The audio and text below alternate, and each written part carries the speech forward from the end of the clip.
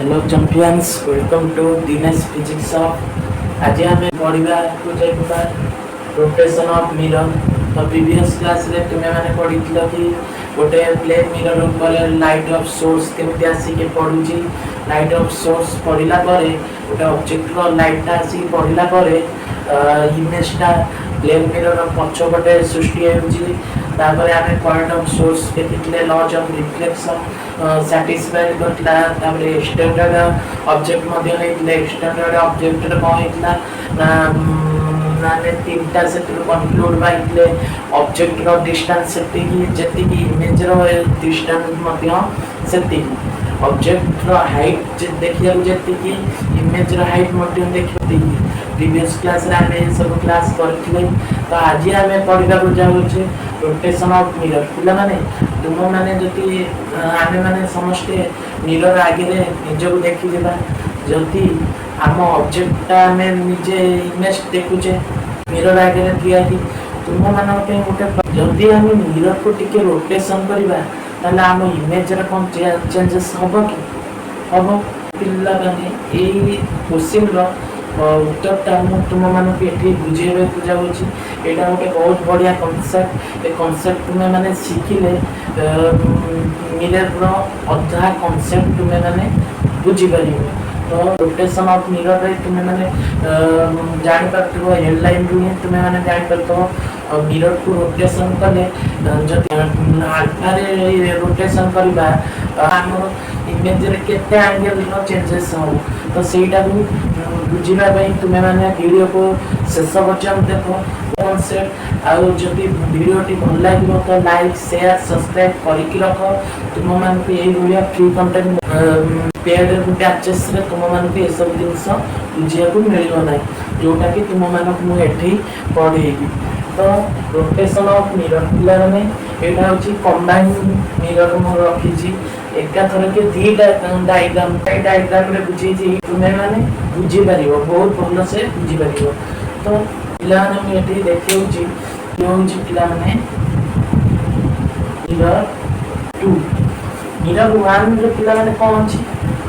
Sorry एटा होची mirror 2 एटा होची 1। Mirror 1 रे पिला माने मु एठी x y नै जाई छी। यो होची गोटे प्लेन मिरर स्मूथ मिरर। तो एठी मु x y नै जाई छी। आ मिरर 2 को पिला माने मु नै छी x डैश y डैश पिला माने एठी गोटे मु ऑब्जेक्ट रखी छी। तो प्रथमे तुमे माने बुझो मिरर 1 टा केमिति थिला। मिरर 1 टा पिला माने मु देखौ छी मिरर 1 टा प्रथमे पिला माने एमति थिला। एटा होची धर मिरर 1 टा प्रथमे एमति थिला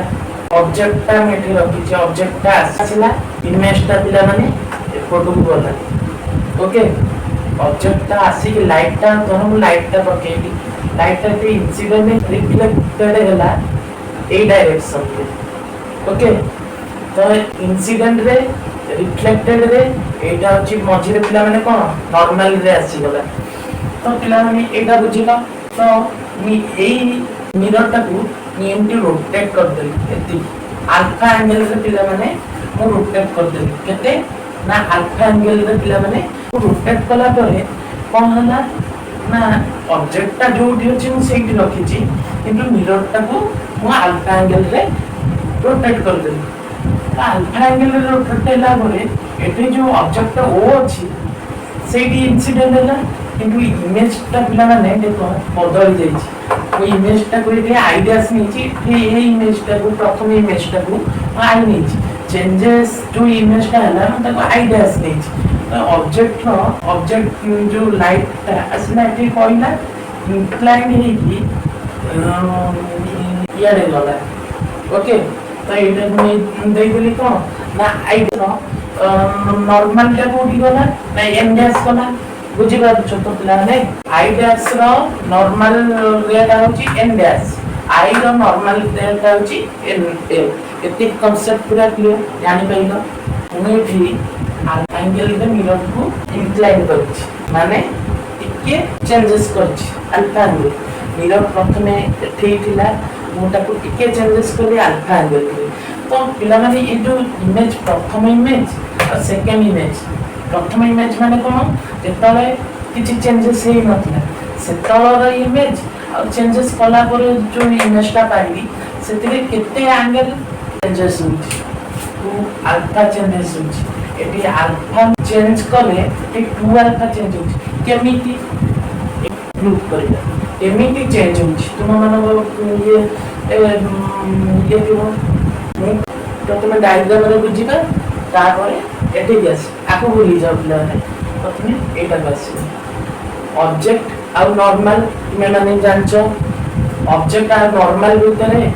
जो एंगल था वो सेटा कोन पिला माने इंसिडेंट एंगल तो इंसिडेंट एंगल को मैं प्रथमे कोन नहीं गली ऑब्जेक्ट और सेकंड इमेज भितरे डिस्टेंस को एन डैश को i2 नहीं गली ऑब्जेक्ट और एन डैश ये जो इमेज था ओके आपको नहीं गली कौन i2 नहीं गली तो एन रो i को नहीं कौन नहीं गली रिफ्लेक्टेड रे बुझी बच्चो तो आई नहीं गली reflected ray N dash i dash नहीं गली रिफ्लेक्टेड r2 मतलब r2 माने कौन ना सेकंड रिफ्लेक्टेड रे ओके तो हमर एई एंगल ता n रो n डैश भीतर हम एंगल ता नहीं छी केते अल्फा एटे अल्फा चेंजेस करछि तो n रो n डैश मध्ये रे केते चेंजेस हेतो नॉर्मल रे भीतर केते चेंजेस हेतो अल्फा चेंजेस हेतो तो एई एतो होछि r1 तो होछि r1 n और i भीतर एंगल ता छी केते r1 तो n डैश और i डैश एतिक एंगल ता केते हो r1 रो अल्फा माइनस कर देने केते हो r1 माइनस अल्फा तो n डैश i केते हो r1 माइनस अल्फा एति बुझियला कि बुझियला लाइक करो गोटाय तो एबे हमें प्रूफ करिया प्रूफ पिला हमें केम करबा according to laws of reflection पिला माने कोन करबा मो हिसाब रे नो लॉज ऑफ रिफ्लेक्शन हमें दिबा कोन वन नाम प्रीवियस क्लास रे मध्ये पढै छी प्रूफ मध्ये करछि इंसिडेंट एंगल और रिफ्लेक्शन रिफ्लेक्टेड एंगल सब बेले कोन इक्वल हो जेति के एंगल रे इंसिडेंट करतो सेति के एंगल रे कोन रिफ्लेक्टेड हो जेति के एंगल रे पिला माने इंसिडेंट कला सेति के एंगल रे पिला माने कोन रिफ्लेक्टेड करतो ये according to laws of reflection को होछि ना i1 इक्वल टू कोन ना r1 and i2 equal to कोन ना r2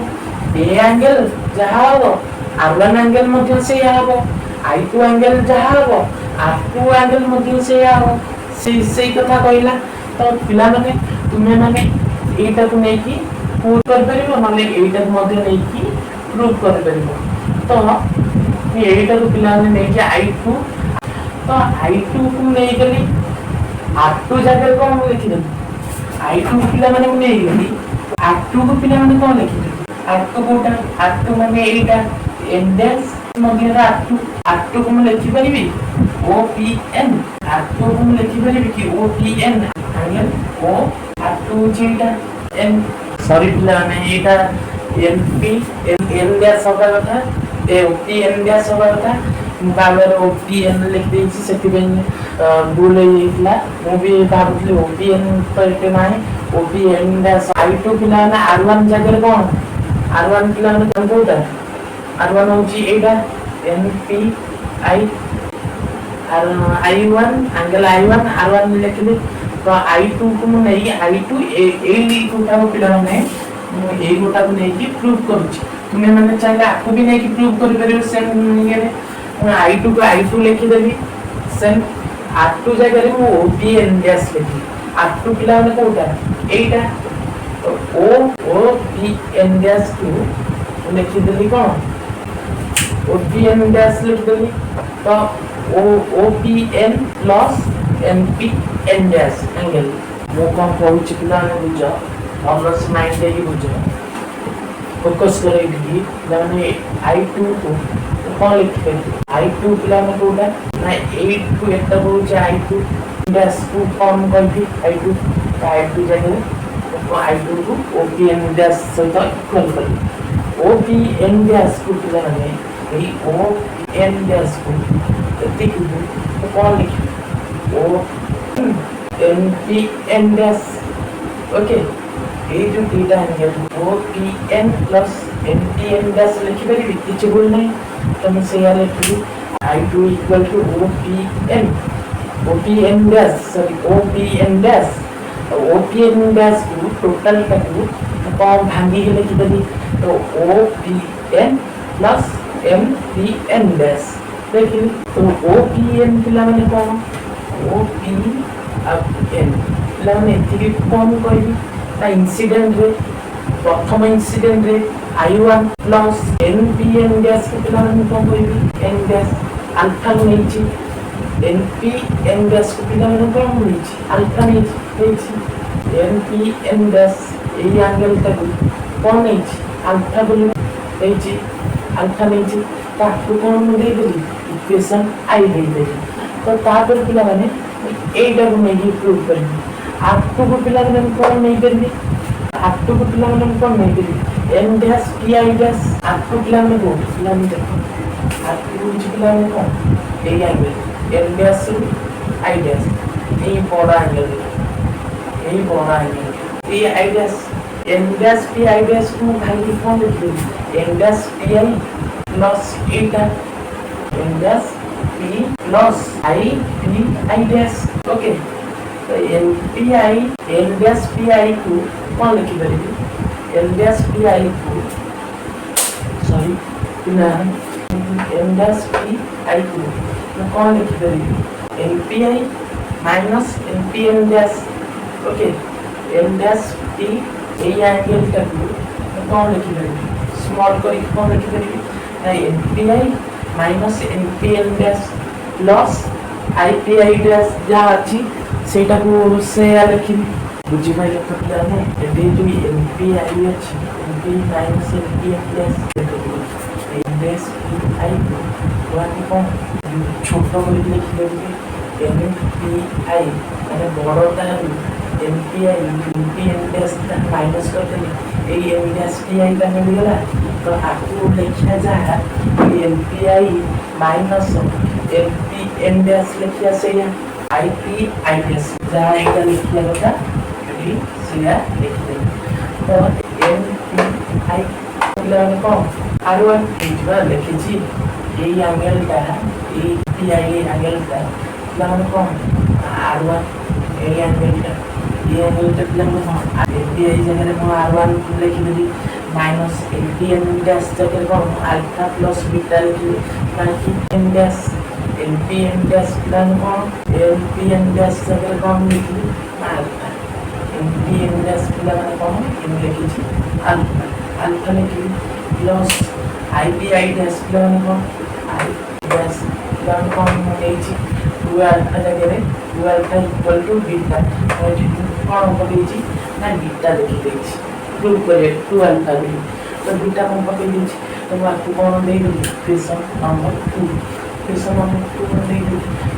तापर हम इक्वेशन आई पाई गले इक्वेशन 2 पाई गले तो पिला मैंने को कौन कर इक्वेशन आई कंपेयर कर दी comparing equation I and double I तो I2 इक्वल्स टू R2 इतने हमने इसे angle I2 angle equals to angle to R2 angle incident angle और रिफ्लेक्टेड एंगल इक्वल हो छिने I2 जगह कौन लिखी तो कंपेयर करी इक्वेशन में I2 जो अछि I1 plus alpha minus alpha plus beta equation में डबल आई लिखि देबी कंपेयर करी तो प्लान 8 तक तुमको देखा जा नथिबे 8 डिग्री कर दोछि এই জায়গা প্লান দেখে যাচ্ছি তো 8 করে দিচ্ছি সময় I1 plus R1 dan I1 plus equals to R1 minus alpha plus beta minus alpha plus alpha को alpha plane copy sorry I1 जा एटी प्लान को लॉज ऑफ रिफ्लेक्शन रे तुम माने कौन पढिछ ना incident equal to angle of reflection ये तो एंगल ऑफ इंसिडेंट आई जगह में कौन लिखि परबी आरो I1 जा R1 मते से plus alpha minus alpha into कैसे करी प्लस अल्फा 2 अल्फा हो beta equals to 2 alpha plane है तो प्लान जब भी तुम माने एटा को बुझी पाइछ तो କମେଣ୍ଟ କର, ସେୟାର କର। ପିଲାମାନେ ଗୋଟେ କ୍ୱେଶ୍ଚିନ୍ ମୁଁ ତୁମମାନଙ୍କୁ ଦେଉଛି, ସଲ୍ଭ କରିକି କହିବ। ମୁଁ ଏମିତି ତୁମମାନଙ୍କୁ କହିଦେଉଛି, ଯଦି ମିରରଟା ଯଦି ଏଠି ଅଛି, ଯଦି ମୁଁ ଓମେଗା ନେଇଯିବି, ଆଲଫା ନେଇକି ଓମେଗା ନେଇଯିବି, ତ ପିଲାମାନେ ଏଇଟା କେତେ ହେବ, କେତେ ହେବ? ଯିଏ ଯେଉଁମାନେ କହିପାରିବେ ପିଲାମାନେ, ଆପଣମାନେ କମେଣ୍ଟ